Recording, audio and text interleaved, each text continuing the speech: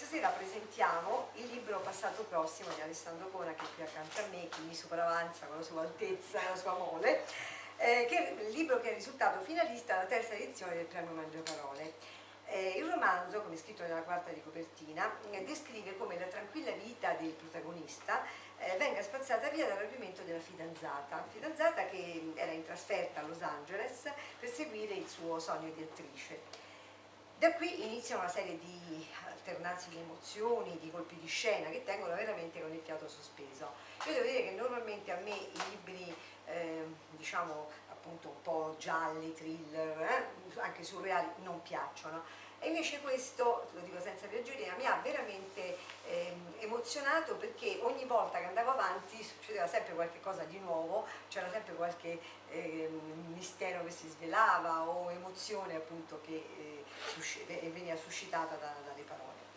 Ecco, la prima cosa che volevo chiedere ad Alessandro è perché ha scelto appunto questo genere e soprattutto come ha mixato i vari generi, però è solo un giallo, un po' certo. tutto. Intanto buonasera a tutti. Sì, è un libro che diciamo che in fase di ideazione nasce un po' come un thriller, però poi si snoda attraverso vari generi e prendendo un po' in prestito più generi per non averne uno in particolare. Effettivamente Los Angeles, nella sua stranezza, nel suo essere città non città, è un posto veramente ispiratore e quindi è venuto fuori un po' questo libro un po' intimista, un po' thriller, un po' giallo, dove sì, il finale è un colpo di scena, ma non è il percorso di arrivo al finale è da godere.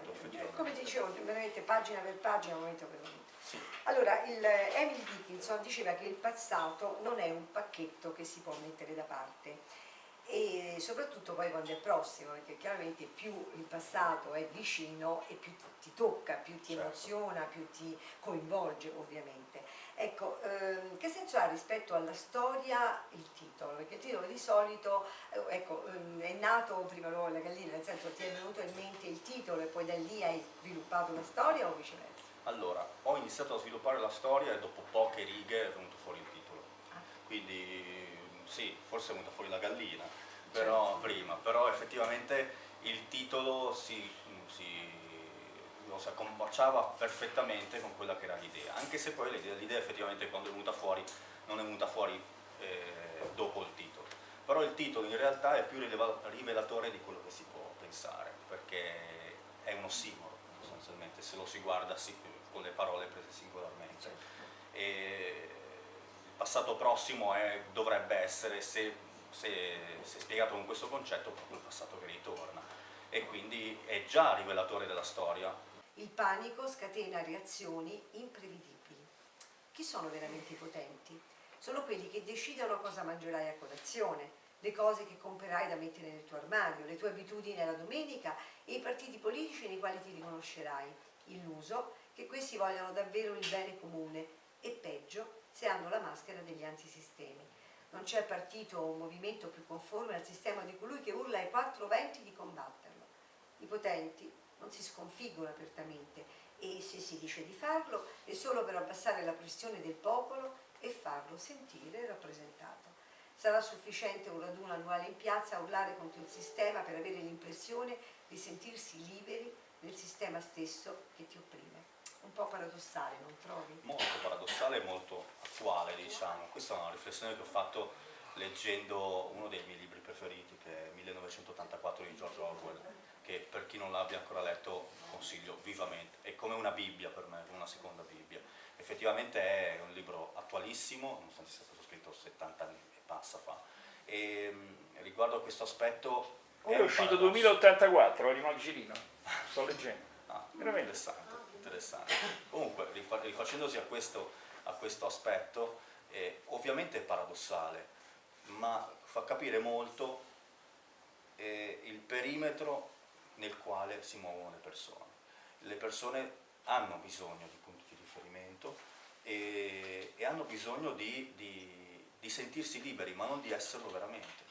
perché la libertà vera richiede un'autodeterminazione che non tutti possono essere pronti ad affrontare e che sostanzialmente richiede anche una certa responsabilità, perché cosa succederebbe se domani i fantomatici potenti, quindi non so, le multinazionali, le lobby, eccetera, eccetera, smettessero di esercitare il potere?